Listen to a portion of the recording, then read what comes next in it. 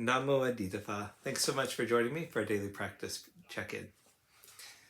Listen, listen, listen. This wonderful sound calls us back to our true home.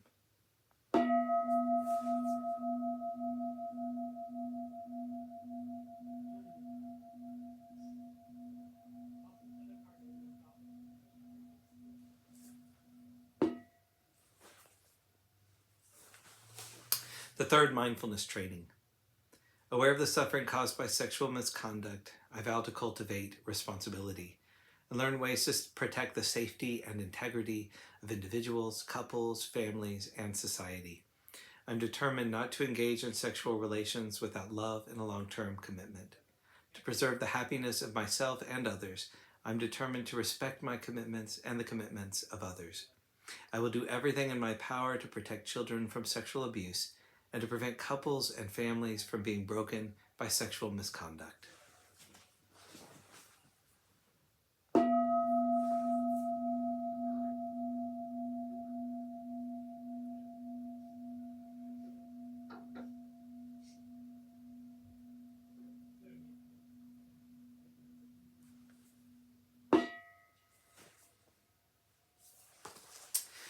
For our Dharma lesson, we've been reading More Than Mindfulness, Widening the Field of Practice by the Monastics of the Thai Forest Sangha. Today we're continuing in a talk by Ajahn Pasano called Being the One Who Knows. All through this path, the Buddha spoke of the different forms of happiness that arise. The happiness of blamelessness, with having lived with integrity. The happiness of fundamental goodness.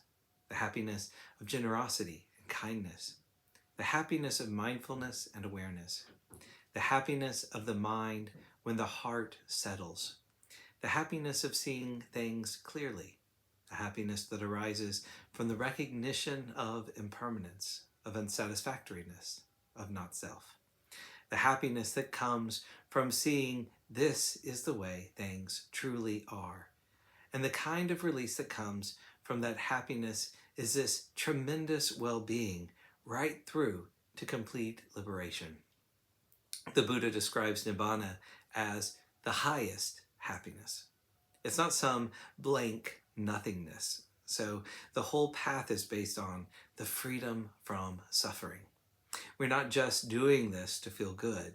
It is deeply satisfying to even have a glimmer of our true potential in this human existence. We are embarking on 3 months of winter retreat. Pick up the practice in a whole, integrative, or a multifaceted approach, not just a one-dimensional approach. There are always obstacles to practice.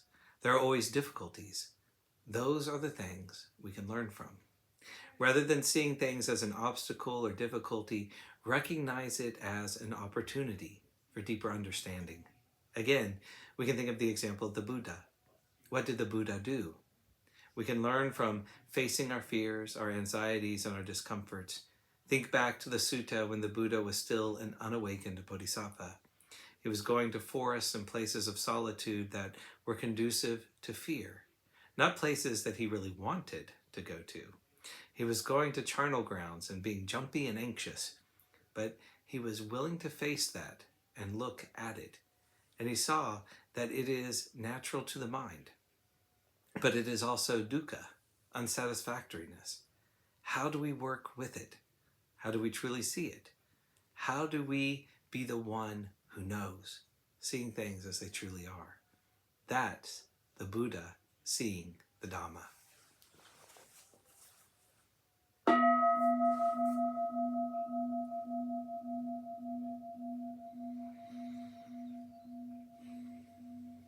May all beings be well. May all beings be happy.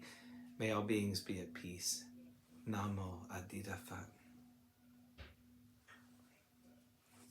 Thanks so much for joining me today.